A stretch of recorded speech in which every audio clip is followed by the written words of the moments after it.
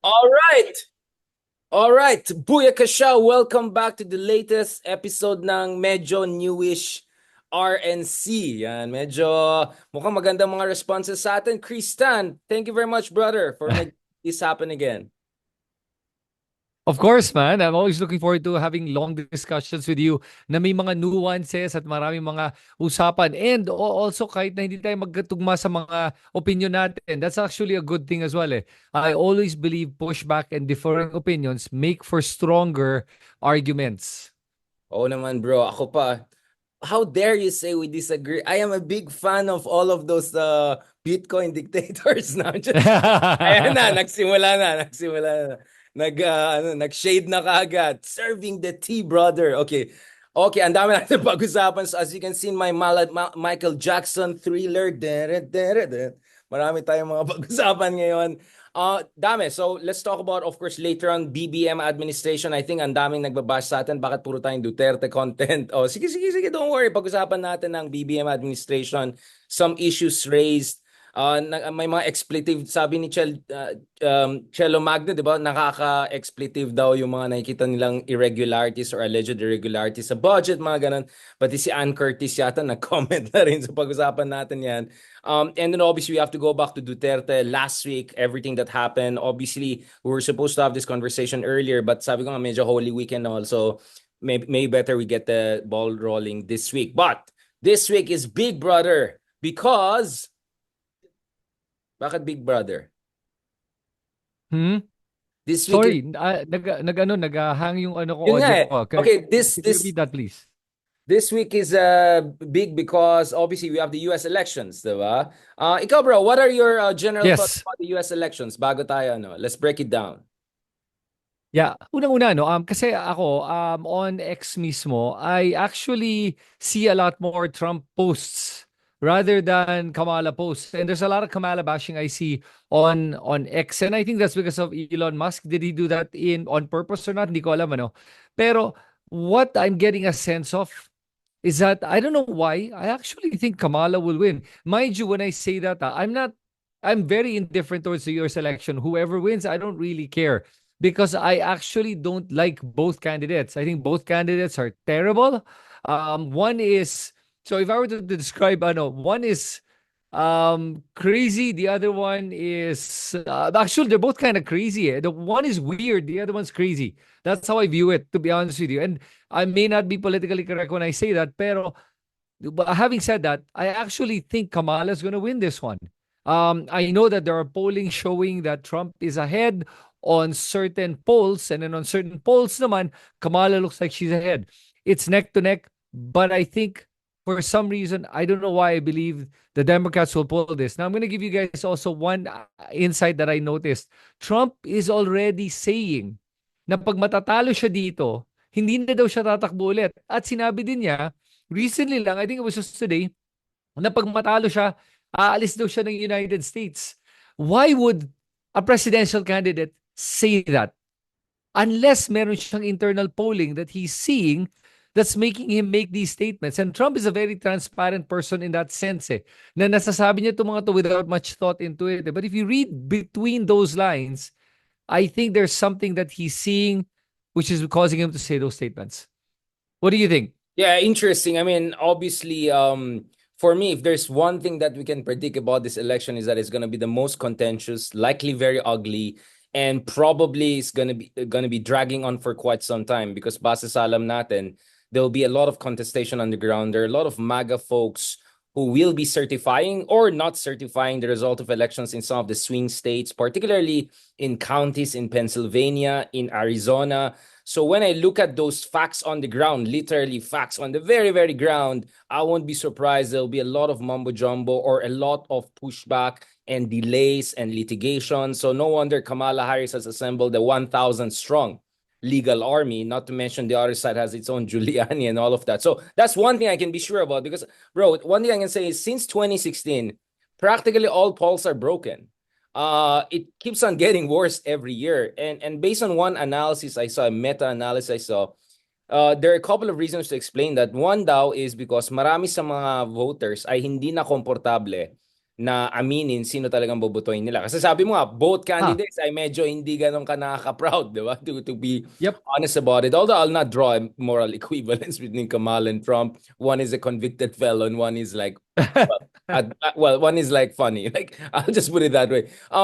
But the other one is nagkakaroon din ng distrust towards polling agencies. So hindi lang sa mainstream Yes. media, but yung mga polling agencies daw nagkakaroon ng distrust. So maraming mga voters ay hindi sinasabi yung totoo, yung talagang feelings nila.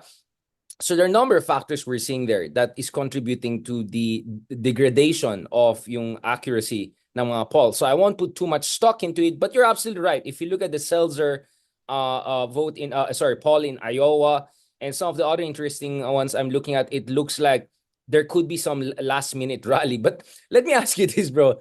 Sa tingin mo ba may kinalaman din ito dun sa Puerto Rico comments ni Kill Tony? Do you think Kill Tony Trump's momentum? Nakita mo yan? That was So, crazy. sorry, Kill Tony? Who are you referring to?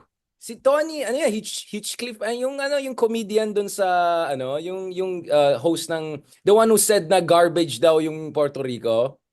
Remember that there was this Uh, comedian, kasi it was so bad. I mean, there were a couple of comedians, but that was the worst. And may na-interview silang mga couple of Puerto Ricans who said they were leaning towards Trump kasi Catholic, conservative values, all of those kinds of argument. But now, na-insulto na sila. So, kaya ang dami nag-comments sa Twitter yung mga liberals.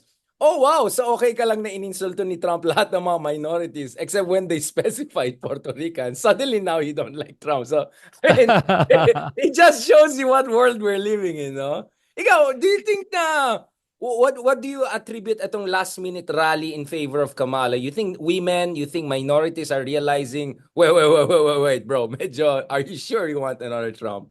So I think, yeah, I think what's happening right now kasi is, although there was a, alam mo, back and forth yan, di ba? Nung at the start when Trump was against Biden, Trump was leading on that race. And then suddenly, nung Trump got shot in the ear, no, sorry, then Kamala, di ba, announced that she was running, and then boom, Kamala goes up in the ratings, and Kamala was ahead. And then pagkatapos noon, back and forth yan. So pagkatapos noon, then Trump gets a shot in the ear, and then his ratings shoot up along with it.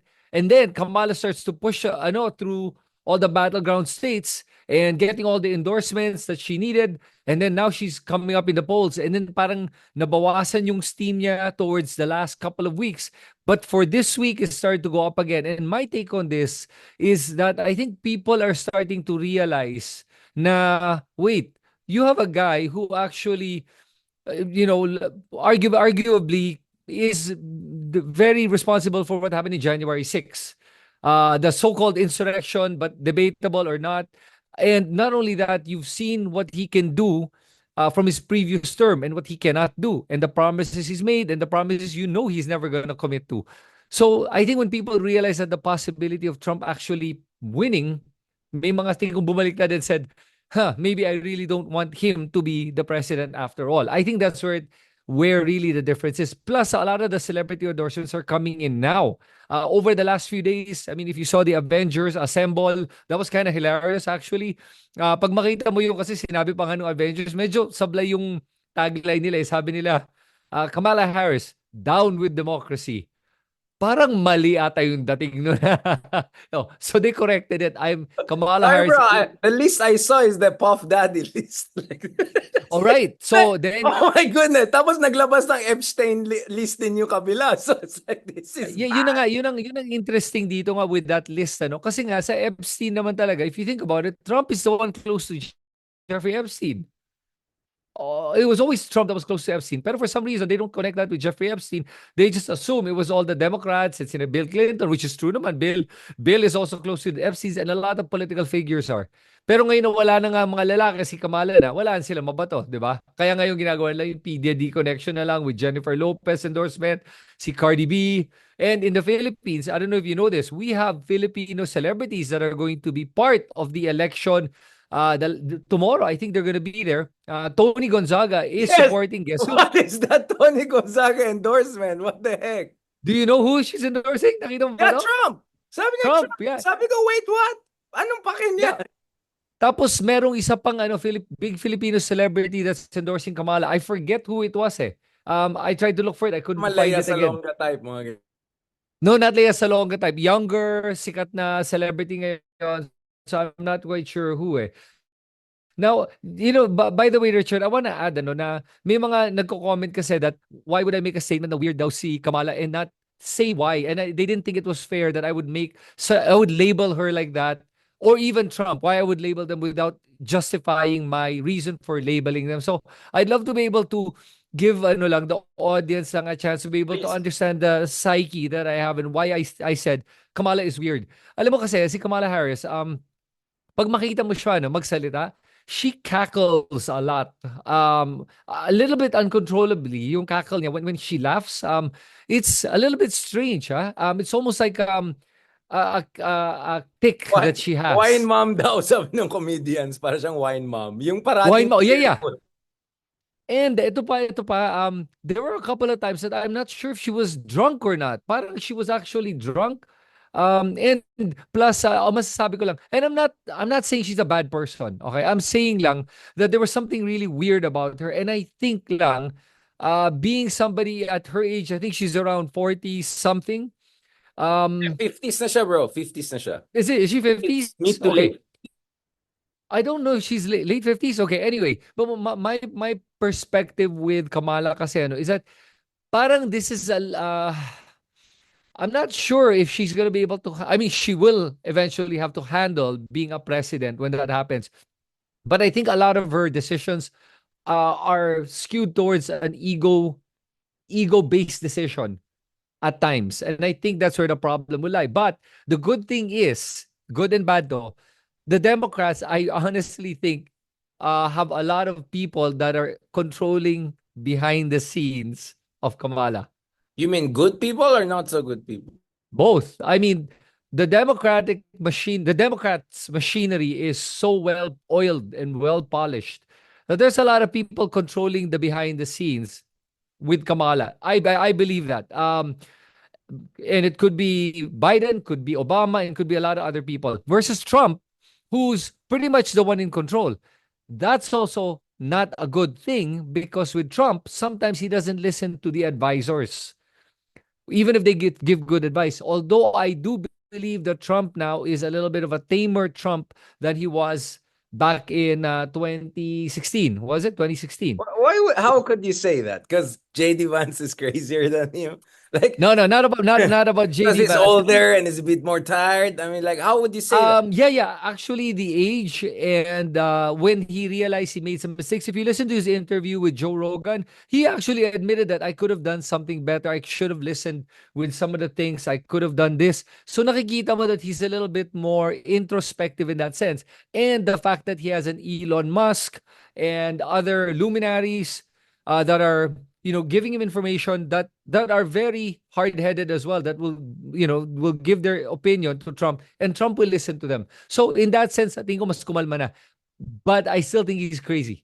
And I don't like the authoritarian tendencies that can affect the Philippines and the entire world. So yun lang. So parang ang choice mo ngayon, status quo with Kamala Harris or radical change with Trump. And Trump promised so many things, Inflation. He said he's gonna pull it down. He says he's gonna stop the war in one day. He said, ang dami niya sinabi that, oh, come on. He made these promises to you back then. He never fulfilled any of the promises. So, yun lang. Ako, slightly diverge. First, I want to strong woman a bit yung position ni Kamala because ang basa ko dito is, remember Kamala's background, she was a prosecutor, right? And the era of Black Lives Matter, in an era where a lot of African American men are more attracted to Trump and republicanism and essentially quite put off by the direction or identity policies of Democratic Party. Sa tingin ko, she had to re-engineer herself para hindi lumabas yung prosecutor side niya.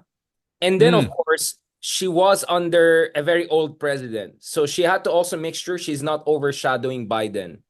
Because Right. so feeling ko ang nangyari dyan is because she had to do that double re-engineering, it kind of prevented her from being fully herself.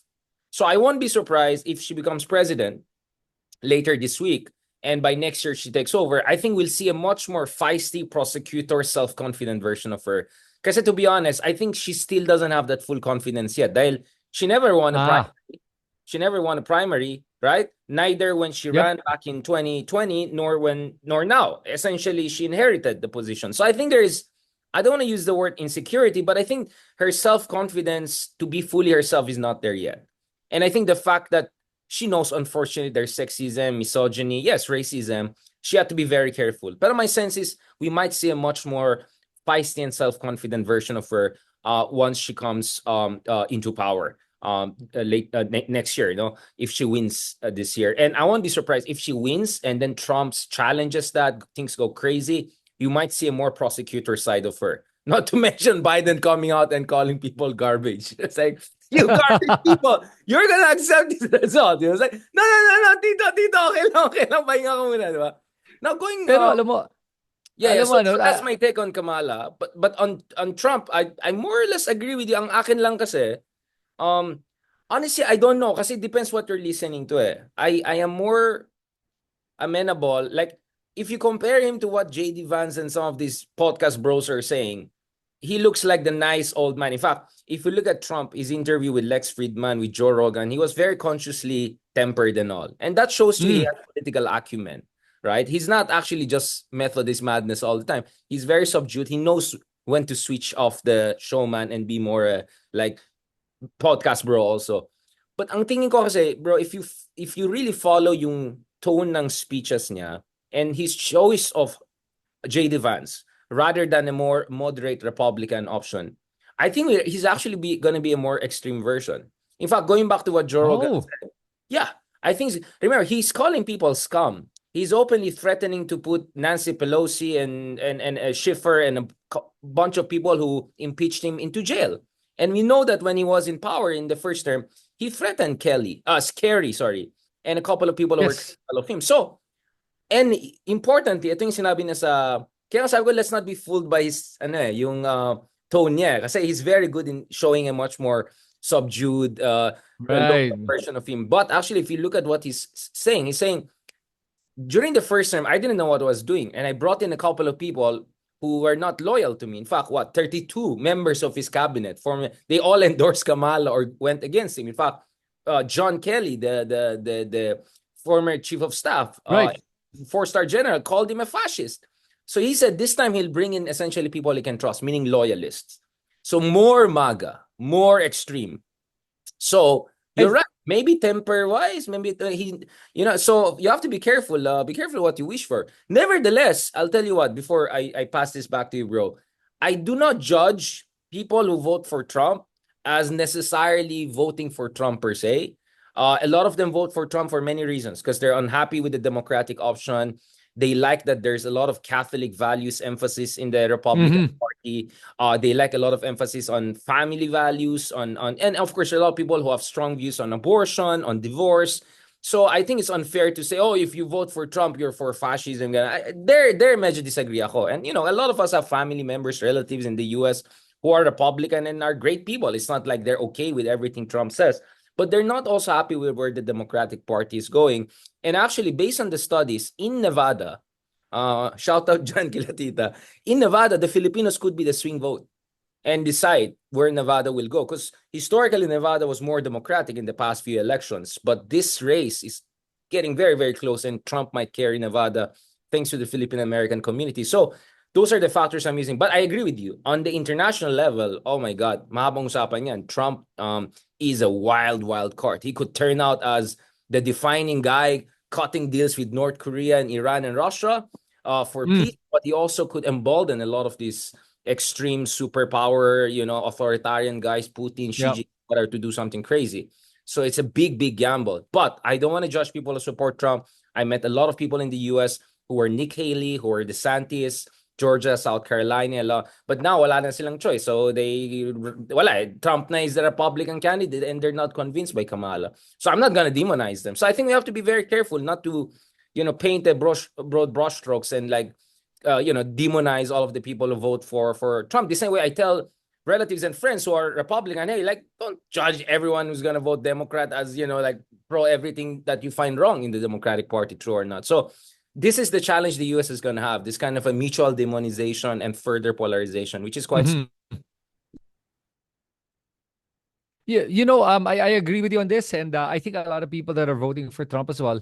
There was one more issue that that is very close to Americans right now, the immigration issue. Yeah, and that's a big one. And honestly, ako mismo, I've seen the problem with a lot of the illegal immigrants going into different parts of the world. Europe has suffered a lot from a lot of the illegal immigration and the illegal immigrants taking advantage of the system for their own benefit without being productive members of society. So I get that. I get that if you're a hardworking American and then you see all these immigrants coming in and they're not working and they're siphoning money off the system that could go to you, you're not going to be happy about it. So that's why they support Trump in that sense. But having said that, I know there were also a couple of people that were talking about. Sure, depends on what side you're on in the Ukraine Russia war, right? And some people think that if Trump wins, he's going to stop World War III. And some people think that if Kamala wins, World War III is inevitable. Alam mo, people that think that, you're looking at what ifs. You're thinking of hypotheticals. Honestly, Putin will do what Putin will do. And the world is just reactionary to what he's doing.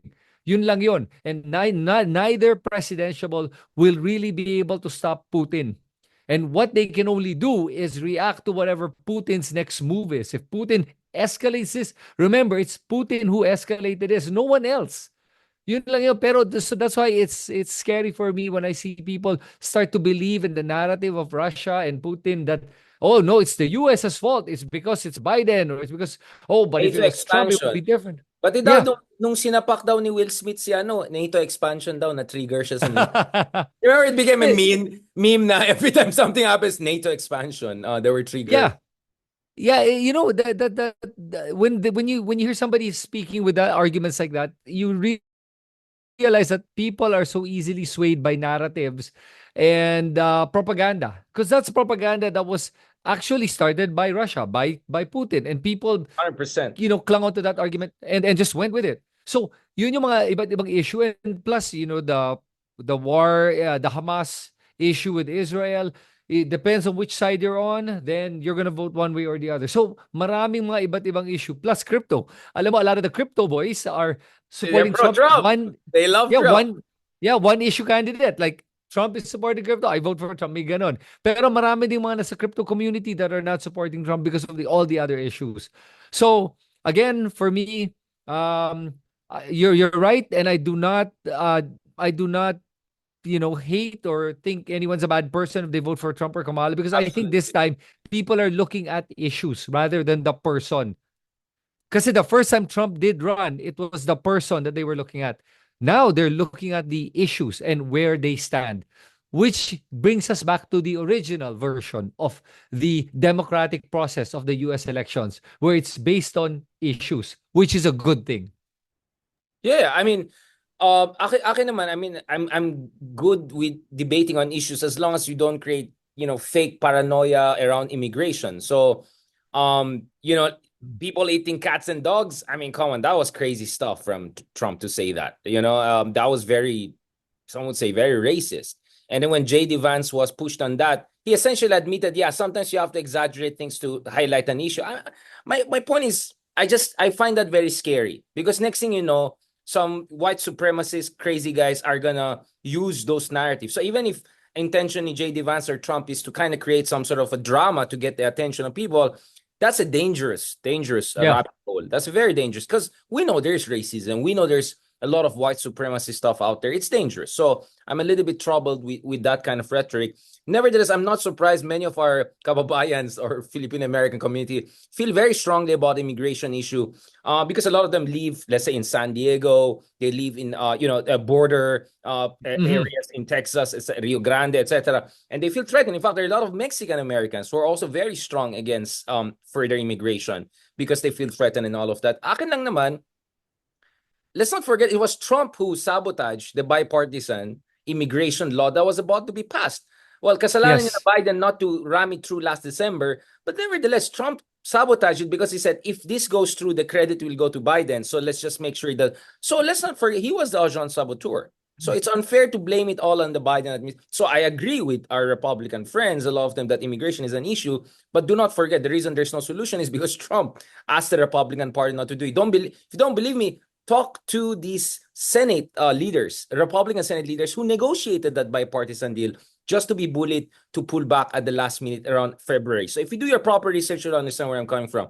I think economy is another big issue, bro. And I think the Mm. economy is a big issue in a sense that is relatable to us Filipinos. So, for instance, we see in the surveys, one constituency that Biden has been losing and now Kamala is the younger generation, because inflation has really Oh. hurt them a lot. Rent costs are extremely high. Interest rate went from around 2% to 6%. So buying new houses, I have cousins, who said, sana bumili ako ng bahay ng 2019. Ngayon, yung $400,000, it will be $1 million if you put the interest and all of that. So I know a lot of people, relatives, friends in the US, young millennials or whatever, who are saying it's crazy. The real estate market is crazy. The rent situation is crazy. Basic inflation is crazy. And the quality of employment is not there. So while it's true that economic growth in US is the best among major economies, advanced major economies, advanced, so not China or India. Nevertheless, we have to look at the bottom of the socioeconomic ladder. Maraming kabataan at tsaka mga ordinaryong Amerikano ay nahihirapan talaga doon sa situation niyan. So that's but just going back to the immigration, there was one. I don't know if you saw this, bro. There was a Turkish guy who crossed the border around Rio Grande. This was like 6 months ago. So illegally, all right? But anyway, he's Turkish guy, nice guy, right? Naka-backpack, clean look, ganon. And then he crossed. And then there's like Fox News there. And as he crosses the river and comes over, tingin-tingin, he gets the interview. And he said, in Turkish accent, you don't know the horrible people, crazy people out there. Who are you allowing to pass through here? You have to build the wall. So immediately sabi ng guy, Turkish guy, 5 seconds across the border, MAGA supporter, right? Like, so, actually, ang dami kong kilala ng mga Pinoy na gano'n. Uy, kami, legit kami pumasok, pinaghirapan namin. So, again, at the emotional level, I really understand why there's this anger at the Biden administration, etc. But don't forget, it was Trump who torpedoed that immigration bill. So hopefully, whoever becomes the next president, they get this through, they get a proper deal so that legitimate immigration moves forward. I'll tell you what, if Trump wins, most likely there'll be draconian immigration policies. My goodness. A Oh, lot of yeah. TNT Filipinos mahirapan, a lot of Filipinos in the gray legal era mahirapan, a lot of people applying for immigration mahirapan, forget about visa. So I hope people are also realistic that the Trump 2.0 administration will be far stricter on Yeah. immigration, far stricter. So think about that too, practical level. Yeah, actually, I was going to add to that, that exactly what you were going to say, what you said, with regards to immigration, it's ironic that a lot of Filipinos, there are Filipinos that support Trump, considering I'm sure these Filipinos that support Trump, no Filipinos that are what we call TNTs. Maraming TNT pa rin sa states ngayon. They're considered illegal immigrants that are benefiting from this current lenient immigration policy. And I agree that Trump will be very draconian when he does come into power. Also, the other eye that you mentioned was inflation. Alam nyo na when you talk about inflation, this is multi-administrations. This is not just Biden. Remember, during Trump's time as well, there were a lot of policies that were created that actually caused the inflation to be where it is today. This inflation was long brewing. Now I understand though na syempre, pag nakikita mo yung interest rate tumataas and it's making, loans more difficult and, to be able to get money, then the reason is because they're trying to slow down the economy and it worked. To be honest with you, it was the bitter pill that the United States had to take. If they did not raise the interest rates as they did, the inflation would have just literally become a runaway train.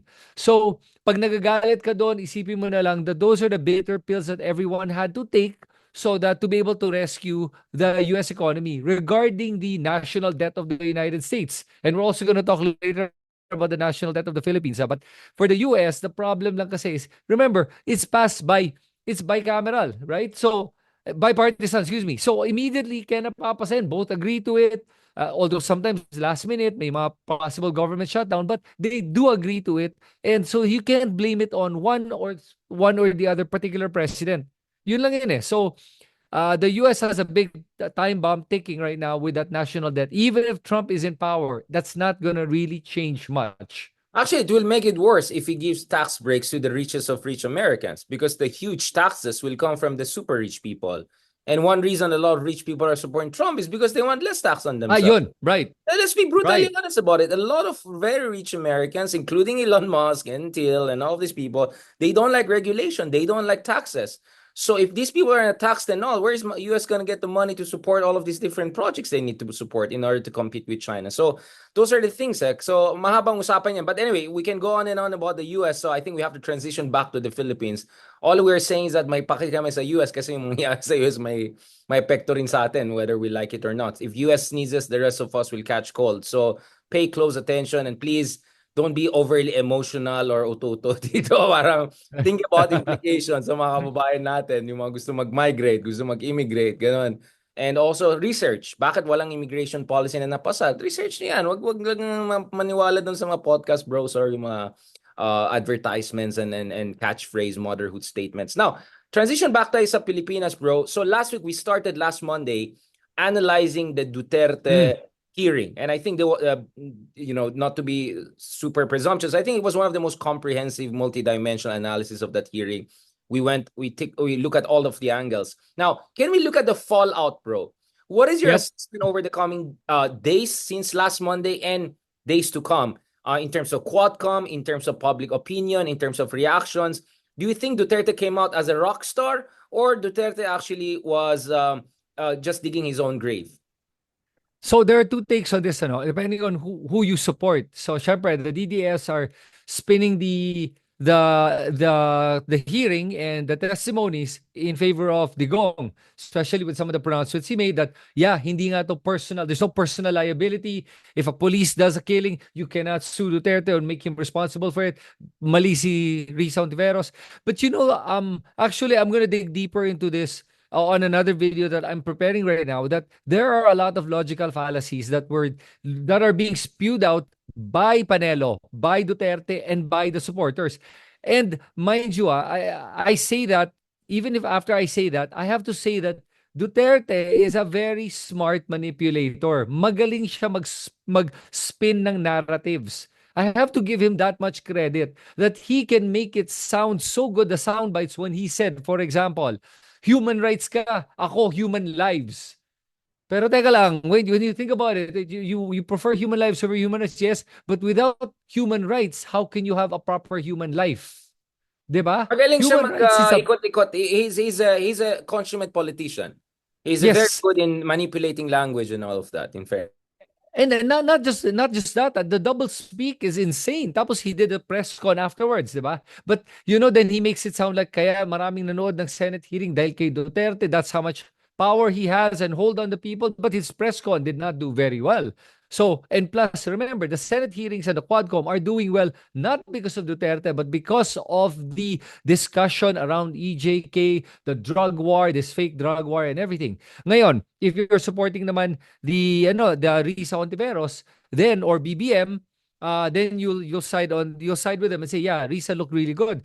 Ako personally, I think that they keep using that logical fallacy of I'm a lawyer, therefore I know what I'm talking about. It's a logical fallacy. It's an appeal to authority. I'm the authority, therefore you're wrong. Hold on. No, that's not how arguments work. Let's punto por punto tayo. Ano ba yung pinag-uusapan natin? Tingnan natin kung sinong tama at mali. And remember, there is a what they call the command responsibility. There is that doctrine of command responsibility, which actually holds the president responsible for all the deaths. And you can't say it's a joke. He is under oath. And remember, his words become policy because of the fact that he's president. And you've seen that if you say jokes are not real, but you see every time he jokes about killing, there are actual numbers that show that, hey, it's being implemented. Yun lang yun. Now, Coco Pimentel naman, on the other hand, did a press con as well. My God, Lord, Coco Pimentel looked so bad. I don't know what you thought of Coco Pimentel. I think he was the worst chair. And to begin with, I've never liked Coco Pimentel. I've always thought he was a weak leader. His dad is good. He is not. And this is the He's a problem. poor copy of his dad. Yeah, If Sarah is a Yes, poor and copy that of original poor copy, he's a poor copy of original good copy. Sorry. maraming gano'n, 'di ba? Yeah. Maraming Bar poor top copy notcher ng pa yun, ha? original, eh. Bar top number one pa yata siya sa bar. No, no, I disagree that it's appeal to authority. What authority? Pasang-awa lawyer lang si Digong. Anong napanalo niyang major case? He's not an authority on legal affairs. He was just like some swashbuckling prosecutor doing mumbo-jumbo in Davao. No offense. That's why I said, talk to Supreme Court justices. Talk to bar top Yes. notchers. Talk to... Panelo is a nobody in the legal profession. That guy has Yes. no serious publication. So, I'm sorry, if mag-appeal to authority ka, make sure hindi ka pasang-awa or some third-rate lawyer bago magyabang against someone like, and that's so yabang, that's so undemocratic. So you have to be lawyer to know what is wrong, what is human rights violation. I'm sorry, but that's dumb. I mean, not Yes. only are they third-rate lawyers, they're also dumb to make an argument like that. It's so anti-democratic and elitist, and not to mention, I mean, by that argument, why is their friend, what's his name, si Boy Sile? Why is he the head of the constitutional amendment? Si, what's his name? What, Are you talking about Marcoleta? no, no, Robin Hood Oh, Padilla. Robin Hood Padilla, si Boy Silly, right? Okay, oh, like, that's what I'm saying. Like, wala mahina. Yeah. Okay, I'll ask you this, bro. If you are a median voter, meaning a Filipino who is not invested in pro Duterte or pro Marcos, or how do you think not only the hearing but the fallout comes to you? Sa tingin mo, paano na-absorb ng isang ordinaryong Pilipino mamamayan na hindi masyadong invested sa mga kampo-kampo na yan? Yung, reasonable, ordinary Filipino voter. I think the problem generally kasi with the general public, the median voter, let's say, is that hindi nila napapakinggan talaga yung all the details of each of these hearings. So they hear sound bites. That is the Nuances. problem with sound bites, is that it can create a narrative that's not even true. So, but it depends on how you spin it. So for example, may mga tao kasi, may mga narinig ako sinasabi yung mga kakampo ni Duterte at mga trolls na sinasabi na ang problema is Rizal Tiveros kasi is protecting drug lords while Duterte is protecting the innocent victims. But then again, I challenge that perspective, and yun na nga yung sinasabi ko, that people, you have to see the nuances of what Duterte is saying. Because when he talks about yung drug addict na nag-rape ng 3-year-old na bata, he said that during the hearing, that's anecdotal. There is no bata that was 3-year-old that actually got raped that he knew of. It was anecdotal. And if you listen to where he got that Actually, fake anecdote, news yun eh. Fake news yung iba, yung ginamit ni Mocha Uson nun. It was from like Nicaragua or El Salvador or someplace like that. They even use yeah, fake images from other countries to say we have a drug problem. yes, exactly. And not only that, when you talk about, I want to say that when he mentioned that anecdotal story, that story about the kid, remember, just a few 30 minutes to an hour ago, they were just talking about the 3-year-old that got shot by the police. And Duterte didn't give a shit about that. So that's what I'm saying. Na depende kung ano yung pinapanigan niya, dun siya kakampi. Sabi niya, dito, ayoko na mamatay ang mga bata, pero dito okay lang. Wala kang komento dyan. That is why you have to be careful with what you listen to. And if you hear the words of Duterte, that's when it betrays him, because he talks about due process and how he hates due process and how he doesn't believe in the due process of law. Yan yung nagiging problema natin. So, let's be clear, everyone watching. We're not saying na okay ang drugs. Ang sinasabi natin na kahit may problema sa drugs or wala, dapat talaga lang pantay-pantay ang pagpapatupad ng batas. Yun lang yun. Yun ang importante kailangan natin gawin.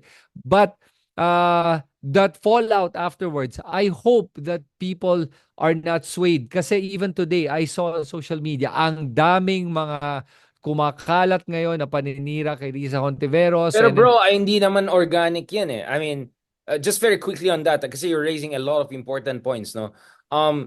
Unang-una, I think the opposition, actually the opposition, all the sound people, they're allowing Duterte to dictate the terms of debate. That's already yes, weakness. You should immediately say, Sir, hindi naman kami pro drugs or criminal activities. Lahat tayo galit sa criminality and drugs. Ang tanong, ano yung tamang paraan? Yung paraan nyo parang hindi tama. And more than that, yes, talagang anti-drug ka ba, sir? Baka fake lang yung drug war mo. Kunyari ka. Dapat ganun yun. yung response. First, you question the terms of the debate. Well, this is not about pro-criminal or anti-criminal. This is about how you best fight it. Pero pangalawa, talagang anti-drugs ka. Dapat ganun. So feeling ko mahina yung kabila in terms of doing that eh. So they allow Duterte to dictate the terms of debate. So from a debating standpoint, mahina na yung position ng kabila. They have to improve that. But going back to the other issue you raised, ano yung ulit yung issue mo ng isa? Are you talking about the due process? No. Where did you end? So I was just saying that that afterwards, you know nga, that you're right, they're dictating the Yung narrative. bro, sorry. Kaya nga, I'm using sugar kasi sabaw na yung utak ko through the day working. I'll ask you, ito, napansin ko talaga, nagsilabasan yung troll farms, bro. I have like Yes. post from 4 months ago, biglang ang dami nagka-comment na 5 followers, 10 followers, lock account. Parang, this doesn't look organic to me. So, it looks like talagang inoopera na lang mga tao eh. Lahat ng mga vloggers, influential people, progressives, ina-attack ngayon ulit. And it looks like may budget ulit. Kaya I wonder saan galing yung budget. Parang mala safe Well, house left. I remember that Duterte did have a 4.5 billion confidential and intelligence funds every year for the last 3 years of his presidency, or the last 2 years, on top of the 2.25 billion every year. So total of 6 years yan. Ang dami nung tinago niyang budget for a lot of things that we don't really know about. So yes, I believe that they have the budget to be able to have a troll farm. Pogo, And yes, those are troll Pogo, farms. Pogo. Yeah, well, Pogos din. Yun din. Oh, tama ka dun. Pero sa akin, Richard, even though they are all troll farms and they're all trolls, and if even you look at the comments, some of them are trolls, people unfortunately are still mabilis masway by Oh, the effective mob sila in fairness. mentality. Yeah. They're effective. I'm May not saying bandwagon totally effect troll. pa Yeah. rin. It's Kaya, it's orchestrated. It's a manufactured consensus. So it works. Kaya nga dapat may laban talaga tayo. No, I agree with you. I never said na it's just fake people talking to each other. Unfortunately, there's a fake orchestration of the issue, but it works. It still resonates. yep. So that's why talaga it's important for everyone watching, na talagang pag may nakikita kang mga ganung balita, counter it. Kagaya si Richard, ikaw tapang mo sumagot eh. Natatawa ko sa'yo. Iba yung oras ka sumagot. Ako wala akong oras. Pero it's good that you do fight back and actually counter some of the points, because kung wala nagka-counter, that's a problem. Now, ito yung problema ng isa. Are you on TikTok? Because doon ang labanan. Yeah. So what I do, I'm starting na doing more TikTok na in terms of yung mga shorts lang, yung mga 2-3 minutes ganun. TikTok is wild, absolutely. And napansin ko sa TikTok, mas malakas ang DDS camp doon. Wala akong sinasabi dahil sa China yan, ha? Hindi ko sinasabi yan. Ako kasi I had to dissociate from TikTok for a while dahil nga sa West Philippines, sinisensor ako eh. I even raised that issue with their CEO dito sa Malaysia, Philippines. I'm not convinced with their answer. But now, bumabalik ulit ako. And in fairness, TikTok is interesting. I mean, I average 100,000 views per short, and you get 5,000 comments on some of stuff. So it's wild. But yeah, it's the new war zone. So I think we have to be careful na hindi tayo complacent lang sa Twitter, YouTube, or Facebook. TikTok is the next frontier. So I absolutely agree. Ikaw, bro, are you getting active on TikTok na? I am, pero it's hard because the short form is very difficult for me, because ang daming mga nuanced talagang conversations that cannot be done in a minute and a half. It's impossible. Pero that's problem is people love hearing sound bites, and that's it. And sometimes I am tempted to just give a sound bite na lang. I mean, kung yun ang labanan, then barahin na natin, bigyan na lang natin ng sound bite. Or Ganun na lang. So, teaser. Mag-teaser hmm? ka. Parang mag-teaser ka. Like, give something and then say, if you want to know more about it, check out my ganyan. That's one way to get around it. Yeah. Para you're not stooping down to the level of, dumbing down issues effectively. Right. Yeah. So, tapos I want to add that pag tinignan mo yung marami pang repercussions or backlash na nangyari doon sa Senate hearing, beyond the Senate hearing itself, when they found out nga because of Grijaldo, yung ginawa niyang statement niya na pinilit daw siya ni Dan Fernandez at ni Congressman Abante na magsalita. And if you watch that Karen Yes, nakita ko Davila yun. interview, that was interesting. Can we break that down? Okay, so let's be systematic. What are the talking points you have seen? Kasi one of the talking points I've seen is, nakita nyo, rockstar pa rin si Tatay Digong, payala. So that's one talking point. So obviously Mm. this is operation, right? Pangalawa, pangalawang oplan, sinasabi na scripted daw yung Quadcom. Meron silang bagong term sa Quadcom, di ba? Parang just to make fun na ito ay scripted din daw, na yung questions daw ay ready na. So we are beginning to see ano yung script nila eh. May script na sila eh. May script na yung troll farms Yep. nila. So can we break those down? So from Sure. what So with regards, so you want to talk about muna yung ano, yung Digong being the rock star, gano'n, that he killed it and ang galing daw niya that he slayed that Senate hearing. You know, honestly, I've already said my piece on this one na the Senate hearing will not amount to anything under Coco Pimentel. A video I did, I talked about it, was because they never had a clear objective of what they were trying to find out in the Senate hearing. They basically just said, we are doing the Senate hearing to investigate the war on drugs. That's not a goal. That's a mission statement. That's what you're going to do. tick the But box. what are you trying to find out? Wala. Kaya dahil doon, walang pagtutunguhan to Senate hearing na to. But Chis Escudero did just say today that they are now making the records public, the transcripts public, and if the ICC, including the ICC, if they did request for a certified true copy, they will be provided one. Na-forward na So, daw ni Trillanes eh. Trillanes ah, na-forward nila. So they don't have and ICC made a statement that they very closely follow. I mean literally they said closely follow yung hearing na yan. So I think there was enough self-incriminating stuff out there. So whatever Kutzpa, Baragadocho, Pogi points Duterte made to his I don't know, base, I think there was also enough out there to put him into trouble.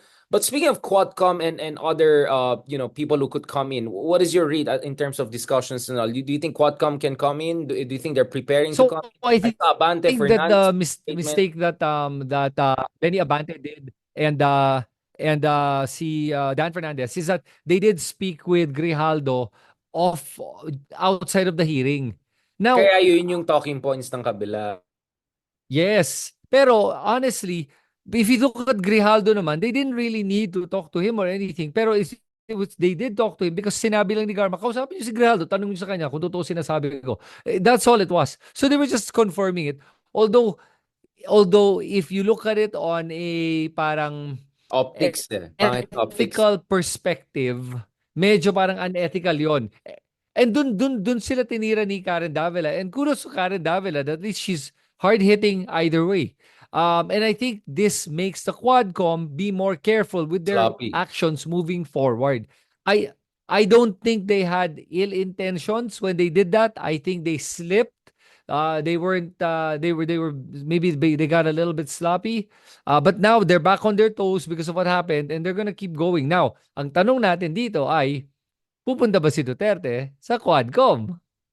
What Pupunta do siya, you think? they know how to trash talk Duterte. I think if you trash talk Duterte enough, yung hamunin mo siya, uy, duwag ka, gusto mo lang pag andun si Bato andun si... I mean, I think if they do enough of that, eventually Duterte will show up. So they have to be good in trash talking Digong. That's gangster si Digong eh. So you have to trash talk them. On the Quadcom, ako naman napansin ko, may learning curve sila. Hindi lang Quadcom, generally yung mga nasa kongreso. Kasi naalala mo si Joel Chua, yung first time na nag-chair siya, kinain siya ni Sarah, 'di ba? Bamboozled siya ni Sarah nung nagbasa siya sa text na, "Why are you even talking to me like that? I'm just a witness. I'm not your whatever gonna."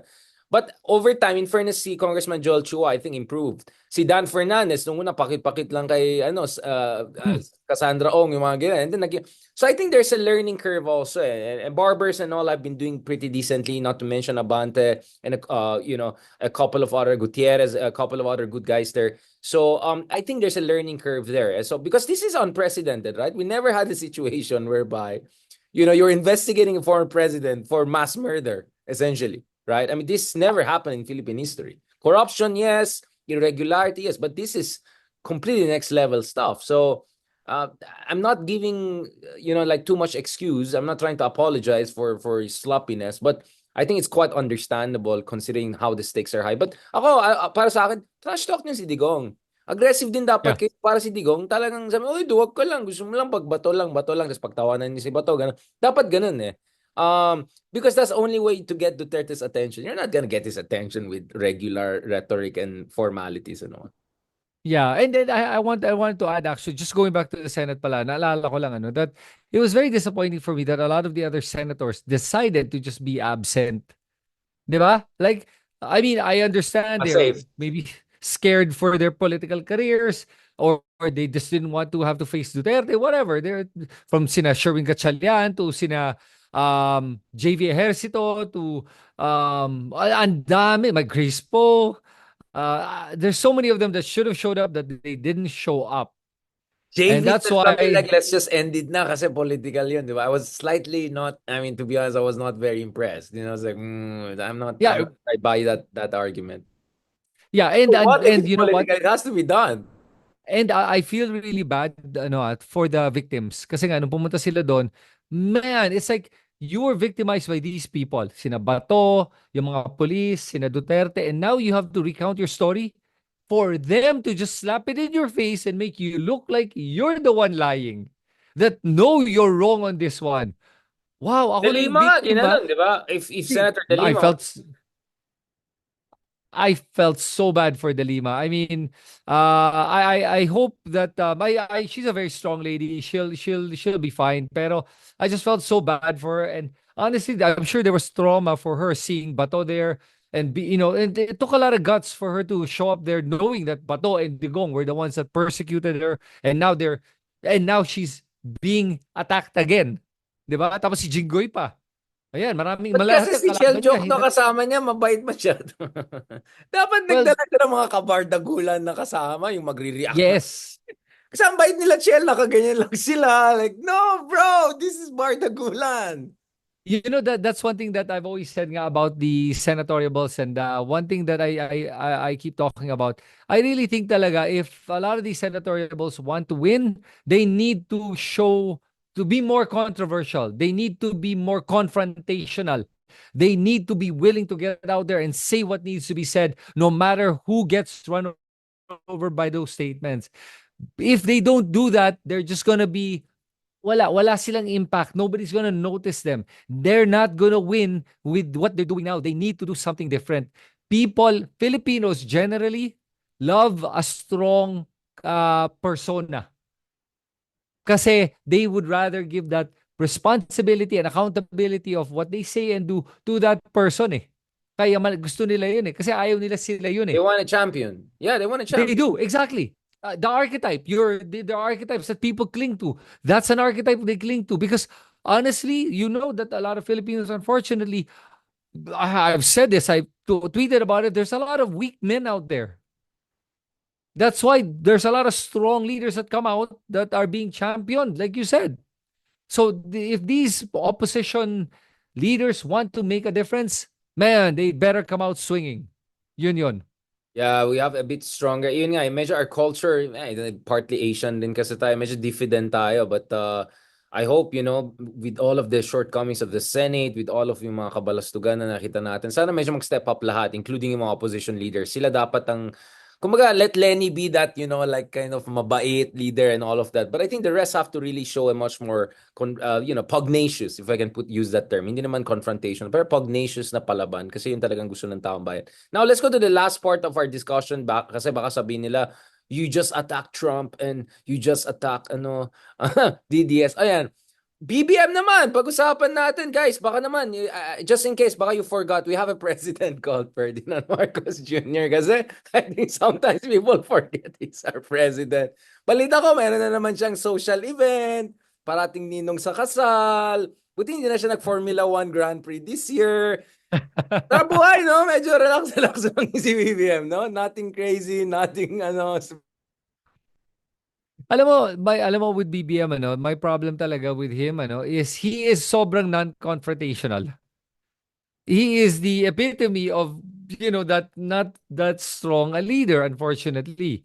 But the only inadvertent good thing that happened because of his hands-off policy and being non-confrontational is that the government and his secretary, department heads are functioning and being the leaders that he needs. And there's this there's this study that they did on leadership. And this was interesting.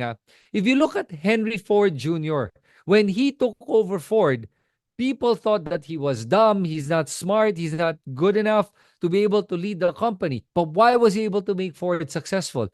Because all of his lieutenants, all of the people under him were so scared that he was going to mess it up that they have to make sure, guys, double up the work para hindi pumalpak tong si Henry Ford. Kailangan nating galingan. So they were doing it because they didn't want him to screw up. Inadvertently, by doing that, they made Ford so strong, the company. It's the same as what's happening here. With BBM, I'm just enjoying having fun. Bahala na kayo dyan. Then, all the lieutenants are now trying to pick up where, they're not getting enough orders here. They're just going to do it on their own. Kaya yun ang nangyayari sa Pilipinas ngayon. That's the good and the bad of it.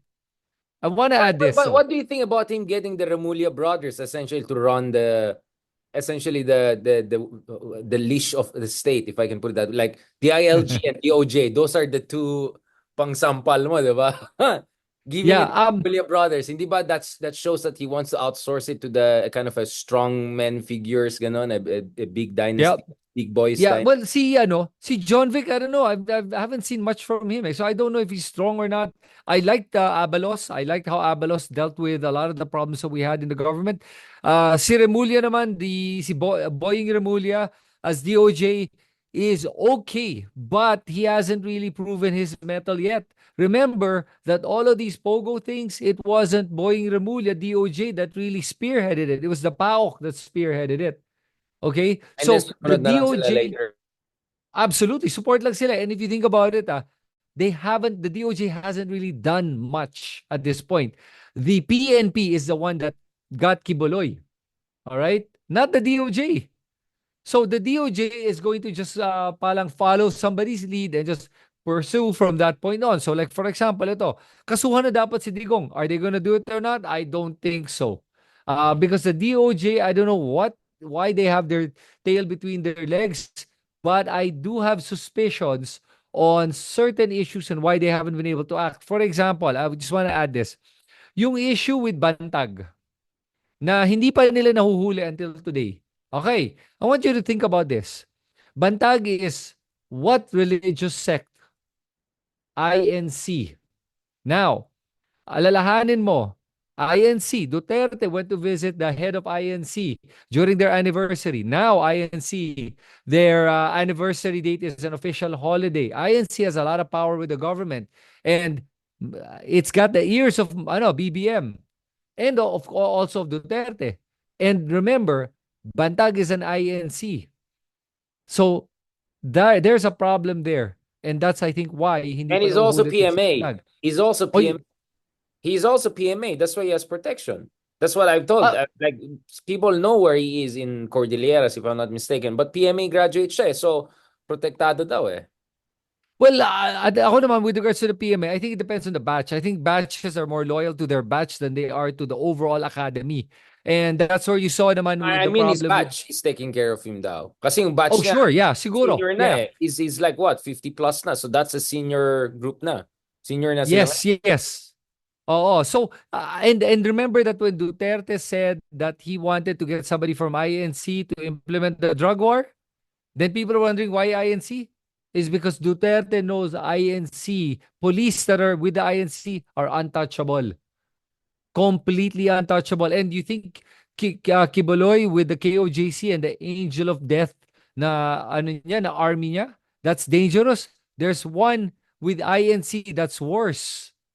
That police of So current maybe police. that's why BBM is, I mean, it's not about being conflict avoidant. It's about, beating your time because you're dealing with some very powerful figures. I mean, I don't want to use the word deep state. That would sound so Trumpish. But do you know what I'm saying? Like, there's so many powerful fraternities, groups, Yes. militias. So kung ikaw si BBM na wala kang sariling base na solid beyond solid north, wala kang sariling tao, bumaliktad sa'yo si Vic Rodriguez, kalate ng dati mong kabinete, yung kapatid mo si Aimee, malay ko ba nasaan na siya ngayon, bumaliktad yung unity mo. Di ba? Medyo, again, I don't want to sound like oversympathetic, but it's lonely to be BBM too eh. Medyo kalaban mo, mga binabangga mo, medyo malalaking grupo eh. Yeah, that's why it's important for him to have Martin Romualdez there. And and his wife, these are very strong figures that are actually, they're actually orchestrating everything around him right now. Kaya nga even with the pronouncement of VP Sara regarding the huhukayin daw yung tatay niya, man, if I was BBM, I'd be pissed. I'm sorry if I that was didn't like you talk BBM's about response. Yeah, bastos yan. Bastos yung ginawa. Dapat should have sobrang been. absolutely. I mean, I'm not, that's not even my dad. And I don't like Marcos. Pucha, pero somebody said that about my dad. To hell with you. habulin talaga kita. You I'm know? telling you, bro, Sarah, if there are more than 5 Ilocanos in an area, she shouldn't step into that area. I'm telling you, people are pissed off. All Ilocanos feel offended, even if you're not pro Marcos Sr. or not. Parang bastusan na to eh. Parang buong solid North ang binastos. Yeah. So, No, that's the thing crazy, yeah. about the Dutertes I find, that they're good at trying to push the narrative that they want to talk about. Tayo naman, parang sheep, o itong pag-usapan, ito sinabi niya, react naman tayong lahat doon. That's why ako, I don't react to all of the things that I hear on social media that's being come out. Like, an example, I just want to give you, like, with the Pulong Duterte saying, magpa-follicle test tayong lahat. O follicle test naman si Nograles. And then what? What did you achieve? Bato daw, mga What? political test. Nakakapagod lang kasi, okay, nagawa na nila. O ano, walang nagda-drug. So ano na ngayon? Let's talk about policies. Does he show up to Congress or not? He doesn't. Has he passed anything? He didn't. What did he do with his 51 billion flood control project? Wala. So, yun ang pag-usapan natin. Actually, Ibalik yung natin flood sa control, usapan. that's very important kasi nung 6 years ni Digong, that's where billions of dollars were spent on floodgates. So, ang akin lang, if you are DDS and attacking BBM on all of these projects, you have to be careful because a lot of this stuff were built during Digong. He was 6 years in power, for heaven's sake. You think these flood controls were Yep. built over 1 year lang or 2 years? No, this is a decade long. Pero you're right, mahina naman yung response. I really don't understand. Like, ang daming butas yung argument ng mga DDS. Ang dami nilang vulnerabilities. But for some reason, hindi pa rin solid. I don't know, maybe now with Chavez, yung bagong PCO secretary, maybe who used to be chief of staff of ISCO. Magaling siya sa communication. So let's see if they can fight back properly. Kasi I just feel they're very good in formal politics, yung dealing with international community, businessman. Magaling si BBM sa ganun yung mga posh diplomacy. Pero itong bardagulan, yung polvoron, yung mga ganyan-ganyan, follicle test, dapat you give no quarters to these people. You fight back. Tara, mag-fentanyl test tayo. Dapat ganon. Tara, tara, tingnan natin ang floodgate control dyan sa Davao. Yung mga ganon. Ganon dapat. Hindi, it's not happening. Actually, it's the Dilaw and Pinks who are fighting back better. Right? It's people like us who are pointing out the gaps in the argument. So I just wonder what's going on. Baka naman nagpipiggy right sila sa atin. Parang, hindi na natin kailangan lumaban. Diyan naman si Daria. Nandiyan naman sila. Di ba? Ronald Llamas, mga ganun. Yeah, pero that's exactly what I appreciate naman talaga with the BBM administration din, that now we speak out without fear. Unlike before, there was a veiled threat all around us. It was very difficult to speak out. I thought I was safe, and then people would always tell me, Chris, mag-ingat ka sa mga sinasabi mo. And I'm like, why? I mean, we still live in a democracy, last time I checked. Pero I understood that fear. And ngayon, with BBM, now people are able to speak out. And sa akin, that's one thing good he's doing. Now, I know people are saying, okay, that grabe, bias naman tong dalawang to. And, we're speaking one way or the other and not being completely neutral. Hey, not nobody is neutral. Yun na sabi ko sa inyo ngayon. Sa akin mismo, I'm telling you, I am biased. I have my biases. I'm sure, bro, you have your biases then. And you may not agree with my bias, but you can definitely defend your bias if you want, as much as I'm defending it. with BBM, sa akin ito. May nagbanggit kasi na na parang si Digong spent parang Digong, the national budget, national debt went from 6 trillion to 13 trillion. 7 trillion pero may pandemic daw. Si BBM daw 2 years pa lang umakyat na ng another 4 trillion. Did you hear about this? Somebody's spinning this right now. Lumalabas sa social media. And the problem is nobody bothered to check. The fact is, the national debt did not go up by 4 trillion in 2 years. It only went up by 2 trillion. Okay? That's 1 trillion a year. I'm not defending BBM. I'm just saying, please, if you're gonna fight the fight, please be factual. Huwag fake news. Yun lang ang sa akin. Kasi si Digong, dumaki yung nagdoble, lampas doble yung ating national debt sa panahon niya. And hindi niya ginamit yung pera for the pandemic.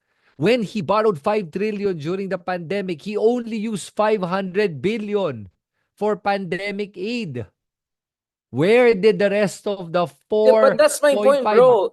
Diyan dapat mas aggressive ang BBM team to say actually a lot of debt increase is the interest rates we're paying for what was borrowed before, including ang laki ng inutang ni Digong nung panahon Ang na laki talaga. I saw a lot of people making issue about this new $500 million for, I don't know, for healthcare system, whatever. Yeah, yeah, yeah. But they have to say, saan nagkaroon ng Farmali? Saan nagkaroon ng mga scandal after scandal inside Department of Health?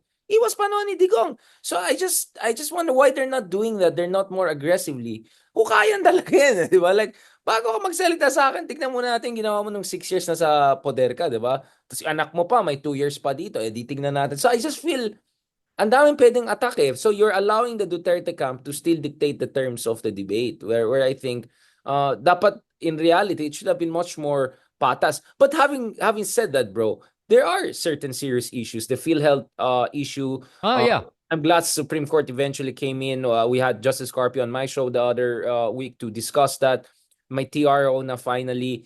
And then you had Chelo Magno, a couple of people looking at the budget. Nakita ko, I saw a weird thing na parang Ann Curtis, I don't know if that's true, Ann Curtis saying something political based on, hindi ko alam, si Pinoy Tapsilog or some DDS guy who said something based on Chelo Magno. Parang, wait lang, that's quite a realignment. Like a celebrity commenting on a DDS using a yellow critic of BBM. Like, whoa, whoa, whoa, whoa, whoa, whoa, where is this going? You know what I'm saying? Like, dapat ingat din yung opposition, ha? Like, attack BBM all you want. Wala akong problema. But always put it in the context.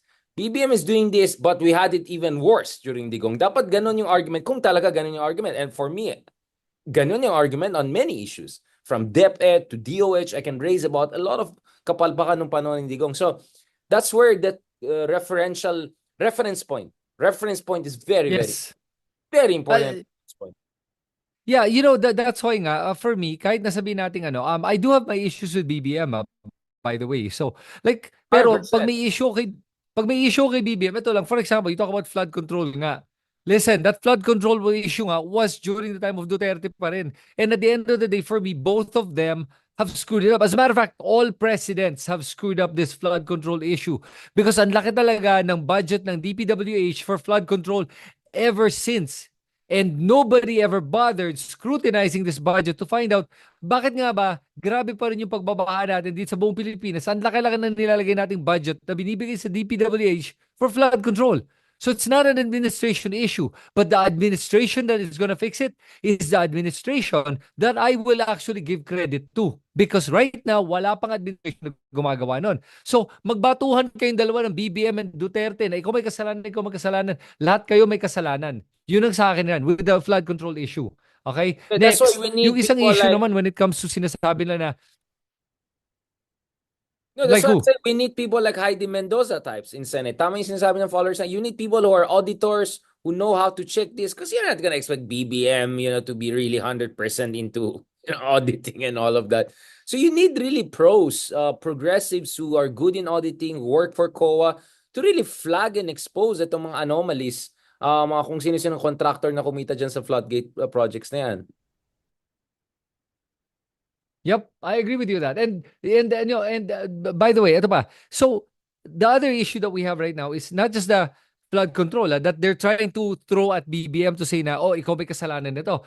I mean, let's face it, the flood control problem in Davao is a big problem. And that's because of the Duterte administration and local administration that's been in power in Davao since 1986. And yet, may problema kayo sa flooding, tapos binibintang nyo si BBM. Medyo ang labo lang nun. Kasi hanggang ngayon, mga Duterte pa rin ang namumuno sa Davao, yet binibintang nyo si BBM sa flood control. Even VP Sara was weird to say na si BBM may kasalanan kaya may flood tayo sa Davao. Sandali lang, kuya mo, ang kapatid mo, ang mayor nun ah. At yung isa naman yung governor, tapos sinasabi mo may problema yung national government.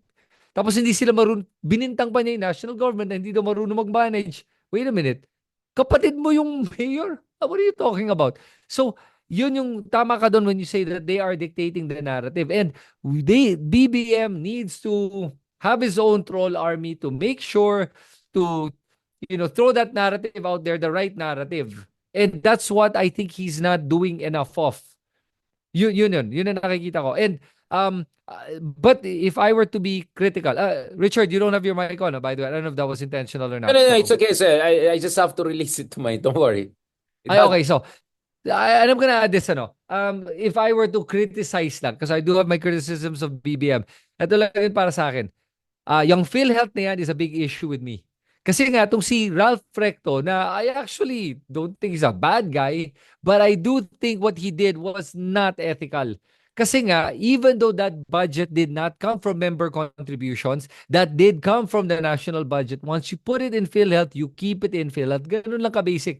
Unless gusto nyo palitan yung batas, then until magawa yon, please follow the rules. Do not circumvent the rules. Yun ang sa akin, number one. Number two, problemado na nga tayo with PhilHealth. Alam mo ba, how many of our kababayans can't even afford proper medical care? Napupunta pa sila, maghihingi, manlilimo sa ating mga The kongresista o mayor, sa ating ganun. mga Yeah. governors para makakuha ng para makakuha ng tulong sa kanilang proper healthcare na, in my opinion, that should be a right to every Human right yan. Yeah, Filipino. it should be a human right. It should be a human right. Speaking of human 'Di rights, ba? access to good healthcare should be So, nasanay kasi tayo mga Pilipino na nanghihingi, makakatok sa congressman natin, sa governor natin. Alam po nyo, abangan nyo ang panahon na hindi na kayo kailangan kumatok sa pinto ng kongresista para humingi ng tulong sa mga usapang pangkalusugan. Kasi ang mangyayari dito, if we get the right government in place, punta ka na ng ospital and it's all paid for. Punta kang emergency room, you're not rejected. Hindi nila sabihin, may pambayad ka ba? Wala, I will take care of you dahil the government has money for this because we do have the money. PhilHealth alone, my God, tignan mo yung reserve we have fund the nila. money, Ang bro. laki. Kasi you know how I can say that? Because Vietnam and Indonesia were able to have universal healthcare when they had lower per capita than us today. Our per capita now is almost $5,000. Indonesia built it when there were only 3,000. Oh, So there's no way at you our see? level of development we shouldn't have a proper healthcare. Because I know countries poorer than us, or when they were poorer, they already established it. So something is wrong here. Hindi kulang ng pera, pare. Yeah, I agree. I agree. So this BS na, that's why I hated Duterte during the time of his administration. He kept repeating the line na wala na tayong pera, just to justify him borrowing money. We had the money. And what did he do with that money? He borrowed a lot of BS money and gave it to all his cronies. Yan yung ginawa niya.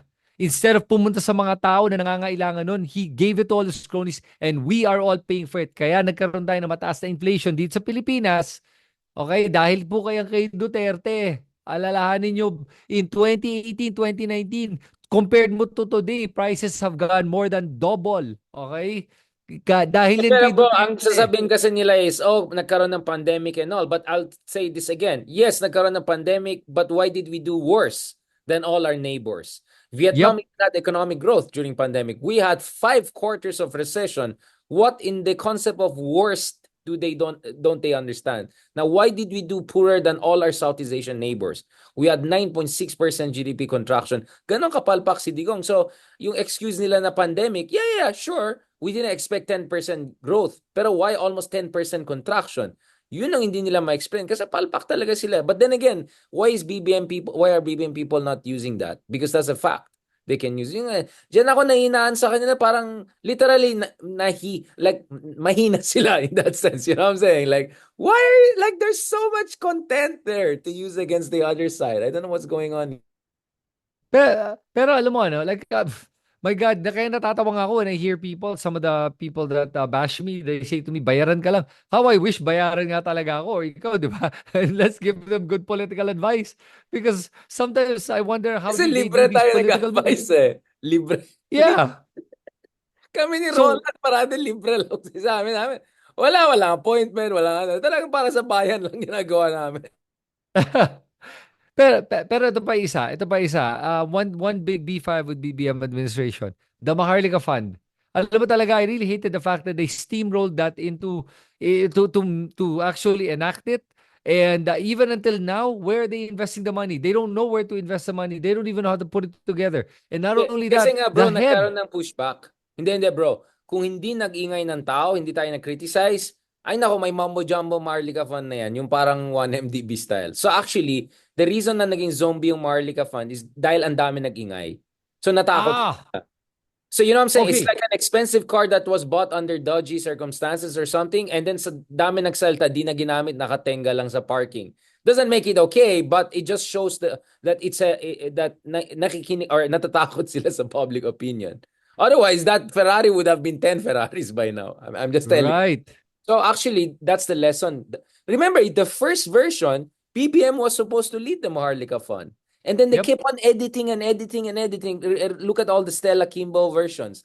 Because nagingay tayo, kaya sabi ko sa mga kababayan natin, even if matalo yung kandidato niya sa election, okay lang yan. Lumaban naman kayo after election. Kasi kung organize ka naman kayo sa elections, matatakot din mga politiko na yan unless ang pangalan nila ay Rodrigo Duterte. That's the difference with Digong. Wala siyang pake. He will just do his own thing. He doesn't follow the constitutional order. That's where BBM is less of a threat because he still works within the constitutional parameters that overthrow his father, right? So kaya nga sabi mo Right. si Leloy Claudio, it's a worked in one sense that even a Marcos is scared to overthrow that constitutional order. With one exception, Digong. He's the only one who didn't give a heck to the constitutional order. He just did his own thing. So imagine if one more Duterte were the president now, tapos na usapan, wala na. Wala na. Yeah. So, BBM, ironically, kind of saved that, yes, corrupt, problematic, but nevertheless, constitutional democratic order.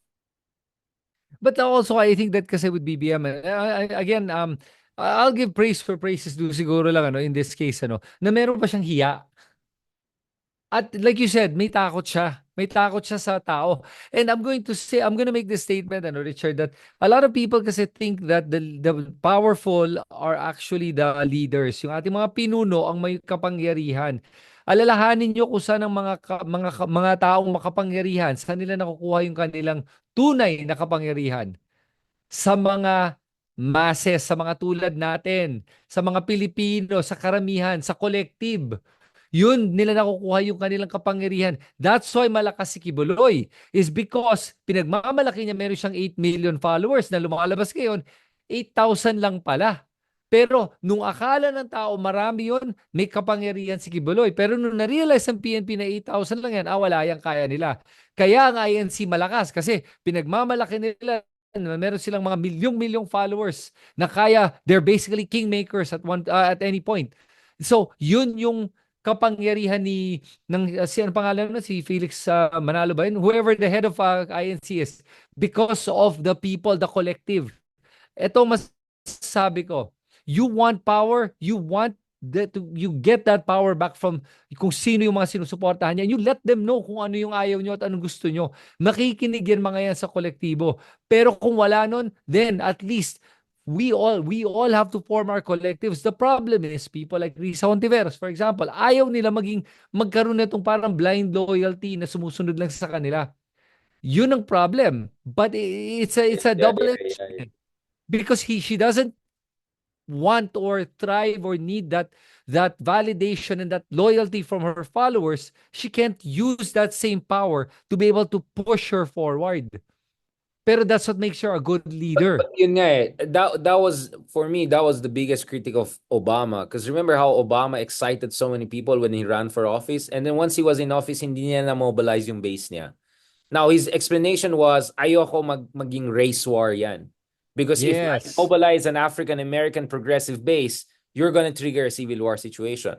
But by not doing that, he gave the opportunity to Trump to create his MAGA movement, which built on Sarah Yes. Palin and Tea Party. So, kaya nga sabi ko, once you enter politics, yun na yun. Talagang, if you don't do it, someone else will do it and worse than you. Or for Yeah, the but wrong reason. Kaya nga, yeah, tama but ka eh. no, but please, ano, sige, but what I'm saying lang, Richard, kasi is this Obama didn't mobilize them for the right reasons because nga, the autocrats, the authoritarians will want to divide. And hey, ito tayo, magkakasama tayo, itong mga kalaban, that's the tactic of authoritarians. Right? And the true democratic leaders do not want that. They're trying to be more unifying nga eh. They're trying to be more inclusive. They want everyone to be on board. That's why they don't want this blind loyalty. Where authoritarians demand blind loyalty because that's where they get the power from the blind loyalty of the people. Yung mga Marcos forever or mga DDS pa rin kami. Parang ganun, blind loyalty. That's where they get the But bro, there power. should be a midpoint. Eh. So historically, many people say the right example there should be someone like Roosevelt, right? So if you look at the New Deal in the US, which completely revolutionized the American system, before that US was more like Philippines. Walang kwenta yung estado, oligarchs, all that essentially what the whole Gilded Age, oligarchs, robber barons, in charge. What Roosevelt did was he mobilized people, labor unions, among other things. So unfortunately, bro, inevitable that you have to have warm bodies on the streets to keep the bad people honest. Now, obviously, there's always a risk that you go into this demagogic, I don't know, Venezuela thing. But if you don't do it, limited yung power mo, bro. Kasi yung masasamang oligarchs, they're gonna use courts. They're gonna corrupt judges. They're gonna corrupt legislators. They're gonna corrupt media. So it's very tricky. I completely understand where you're coming from because you don't want Hugo Chavez situation to happen. But I think Roosevelt, among other leaders, I can talk about Swedish models, I can talk about German Mm-mm. models. You need pa rin to mobilize eh. And mobilize these people not because ikaw yung Führer nila. Mobilize people because you have a shared movement towards a certain goal. Do you get what I'm saying? So it's not about Riza trolls coming out. It's about people who believe in what Riza represents coming out. Do you get what I'm saying? Yes. I heard a lot of criticism about kakamping and all na, itong mga to ay Lenny, fanatic, ganun. Well, there are always going to be some minority crazy people in any camp, unfortunately. And, I've been trolled by all sides for that reason. But the vast majority, almost 99% of kakampings, are there because of what Lenny represents. Hindi naman yung kulto-kulto na ganyan. So, I think Riza can do even a more depersonalized and more issue-based version of that. Because if you don't do that, kakainin ka ng kabila eh. That's really how politics works. Okay, if you don't know how to create movements, you're not gonna create long-lasting change, brother. That's really what Right. politics is all about. If you want real change, you have to create movements. And movements that are not treating you like a demigod, but movements that just treat you as a temporary vehicle for social mobilization and change. And then even if wala ka na sa eksena, tuloy-tuloy pa rin yung laban. Yun yung kilusan talaga kailangan, pare, kilusan ha. Hindi kulto, kilusan. Yun ang pagkakaiba ng kilusan at kulto. Sa kulto, it's only about one person. Führer, Trump, whatever. But sa kilusan, it's about issues. And then it happens now, it's Riza, tomorrow is Chel, I don't know, tomorrow is another one. So yun yung medyo kulang sa atin pare, yung kilusan eh, yung konsepto ng kilusan, yung paniniwala natin sa kilusan. At kung malakas ang kilusan mo, may laban ka talaga. Kayang-kaya mo lumaban, hindi mo kailangan pera kasi may volunteers ka na. You have Mhm. essentially a free troll army who will troll for the good reason. Yun ang kailangan natin. Kaya sabi ko yung maliliit na ginagawa natin vlogs dito. Sa akin palagay kasama ito sa kilusan eh. Hindi pa Yes. nabubuo itong kilusan na yan, pero papunta tayo dyan. Naniniwala ako na may malaking oportunidad natin na magkaroon ng isang kilusan na base sa critical thinking, patriotism, pagmamahal sa bayan, at hindi lang blind partisanship. And that's why I appreciate this conversation and collaboration with you, bro. Well, how about this? I think that when you talk about basing your politics on principles over personalities, that's what the party list is doing, isn't it? What do you think? Yes, but that's why you have a party list na fake, na trapo, and then you have a real Yun lang. party list like Akbayan, right? So if you look at Akbayan, where Risa comes from, that's isang kilusan yan. Naniniwala kay Risa, pero hindi lang kay Risa lang. Nagbi-build na sila ng next generation leader, si Paeng, among others, di ba? So dapat makakilus. Ako naman, dahil medyo tropical country tayo, hindi mawala yung medyo emotionality. I know it's gonna sound orientalizing, but ako, base sa pag-intindi ko, we're kind of a Latin Asian culture. So, hindi pwede walang personality politics at all. It's more Mhm. like, parang DJ yan, di ba? Itaas mo ng konti ito, ibaba mo ng konti ganun, yung bass, yung ganun. So, itaas mo yung ideology, ibaba mo ng konti ng personality politics, tapos makuha mo yung tamang timpla, yun na yun. Hindi pwede zero sum. Ang problema kasi nung iba, purong ganyan lang eh. Purong personality, halos walang ideological coherence. But I'll tell you what, I think Duterte had some ideological element. Not coherence, but element. There was something, some would say, proto-fascist almost about him. Yeah. This kind of violence and action is the solution to all problems. Wala na akong pake sa due process rules. That's a kind of an ideology. It's a very problematic, deadly idea, but it's an ideology. So Yes. hindi personality cult lang si Digong, yung Dutertismo, yung tinatawag na Dutertismo. So I think dapat may pangtapat ka kung saan mixture siya ng ideology but also personal inspiration. So I think Lenny shows us that mahalaga pa rin yung personality. Naiwala ka doon sa tao. There has to be a face to the issue. There has to be a face doon sa kilusan. But hindi lang pwede purong face lang at pa-cute lang at walang nangyayari. Hindi rin pwede ganun. So it's getting that alchemy right. I think yun yung challenge. But that's what we have to focus on. Yeah. And right now naman, I think that it's starting to happen, that people are starting to be more focused on issues. I believe that now that people, nagising na yung mga tao, nabuklat na yung mga mata natin, nakikita na nga natin na, uy, tama, dami nga mga informasyon ngayon, maraming fake news at kailangan tayo mag-isip-isip na. Kaya nga ngayon yung mga tao may pushback na sa mga nakikita nila online. As a matter of fact, kaya nga nahihirapan yung mga trolls ngayon eh. Dahil my God, stressful ang buhay nila. Kasi pag nagpo-post sila, kahit gumawa sila ng fake na engagement supporting their view, maraming pushback talaga ngayon from real people, real Filipinos that are saying, hoy, mali ka dyan, anong pinagsasabi mo? Bobo ka talaga, mga ganon. Yung mga ganong bardagulan, importante yon dahil mapapakita mo na ito troll, pakita mo na naman yung isang troll na to, ganon. And honestly, right now, pag makita mo, parang we're going back to our sensibilities and our decency. I'll tell you a really interesting metric for this in the coming elections in 2025. If Digong loses to Carlo Nograles in Davao, then you know, wala na ang mga Duterte. Goodbye na yan in 2028. Wala na yan. Kung matalo si Digong. Will he lose or not? I don't know. But I am seeing a lot of support for Nograles. Maybe I'm in an echo chamber. I don't know. But even the people that are on commenting on my video about Nograles and Duterte, I would challenge them. Sabi sa akin, biased daw ako that I only said the bad parts about Duterte. Sabi ko, well, how about you tell me the good parts para Yeah, I of learn. course. Ayaw mo iyakin lang kayo. Last part I want to discuss. Actually, I didn't manage to mention it kanina. Dapat sa second part of discussion natin. But let me also add na one of the things that came out dun sa mga vlogs and discussion natin last week is actually mahirap i-impeach si Sara because based on what we saw in the Senate, we might not get the 16 or two-thirds majority. But interestingly, panahon pa lang ni Digong, sinabi ni Menardo Guevara, back then the Solicitor General, back then Justice Secretary, now, sabi niya, vice presidents don't have absolute immunity. So, even if Sara doesn't get impeached, if she's found culpable of certain, high crimes or abuses, that could disqualify her from running in 2028.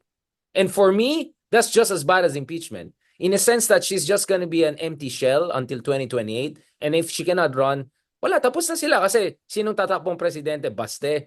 He cannot even run for mayor right now. Pulong, Digong, seriously? 2028? So, Not gonna win. actually vulnerable sila. I mean, everyone talks about impeachment. And speaking of impeachment, I think sa kakasalita namin ng impeachment, si Sara nag-respond dati. So, there were times we dictated the terms. But actually, I was thinking about it. Sara could be deprived from, she could be disqualified from a run if she were to be found culpable of violating serious, including graft or whatever. So, hindi pa, so, I'm just saying people are looking at it as, oh, it's a numbers game, paano sa Senado. Well, actually, she could be disqualified. So she could still stay, not be impeached, but she could be disqualified. And that's a legal process, not a political process like impeachment. So I'm just saying, marami pa rin weapons si BBM eh. So for Yes. all we know, bro, maybe he's the Machiavelli. Maybe we are the hot-blooded, you know, uh, you know, bros, podcast bros. Maybe he's really thinking of something big later on. So I don't know. Be open to surprises, brother. Thank you so Well, much. well, That so was far, fantastic. Yeah. yeah, well, so far so good naman talaga with what BBM's doing. And one thing that I like with his strategy, whether it's intended or not, is he doesn't say his next move. Lahat to, he keeps his cards close to his chest. Magaling yun. Ngayon, I don't know if, if it's intentional or inadvertent. I don't know. Pero magaling. At saka magagaling nga yung mga generals niya, yung mga nakapaligid sa kanya. Yun ang mga nagpapatakbo na to. They're very good. Ngayon, Yeah, sabi ko, kuting, even if he's kuting, may mga tigre sa paligid niya. yeah. Oo, no? Kahit yung anak niya, mas matapang pa kaysa sa kanya eh, di ba? That was great, brother. That was great. I really enjoyed it as always. I can see a lot of people enjoying this discussion. Let's do this. Hopefully every week, either end of the week or beginning of the week, let's have a discussion like this to set para we set the agenda. Kakabala mukha natin. Let's manipulate mga ganun. Yeah, joke lang. Troll farm yan. All right, bro. Thank you so much. That was great. I think we covered a lot. And I think there's even more to discuss in the coming weeks and months. And especially as we get closer to elections, more than happy to get your point of view on the ground. Paano anong feeling na tumatakbong counselor dyan sa Mandaluyong? Pero bro, pakisabi kay Abalos, palitan niya yung niya, yung kalaban at kalaban. Yes, oo nga eh. Ang liit ng I ang actually mga kalaban kriminal, yun lang makikita mo. Abalos, hindi yung ang mga like, andun pa ba yung poster na yun? I think he it's took it like, down na. that I was didn't see like any. the worst stuff I've seen. Di, meron pa rin dun sa digital. Di ba may digital sa EDSA? Lumalabas pa rin. Kalaban! I'm gonna Criminal Habanos. Like, nasan yung ang mga, like, ang lead-lead kasi nung fan. Grabe naman nangyari. I'm definitely gonna check on that to find out. The blooper of the month, pare. On that note, thank you so much, Chris Stan, for this fantastic conversation. Please don't forget to follow Chris Stan on his different channels and all. Coach Chris Stan, and continue to also follow us and support us here. Bro, is there anything you want to share before we wrap up this week's opening statement No, podcast? that's it. I'm just excited to hear from everyone. I love reading the comments, good and bad. I read all. Richard, ikaw yung nagre-reply sa mga yun. Congratulations to you. And yeah, let's continue this. And everyone, please keep an open mind lagi. Even if we don't agree, it's okay. It's good to have these discussions. And I always love pushback. All right? And that's it for me. So thanks everyone for watching tonight.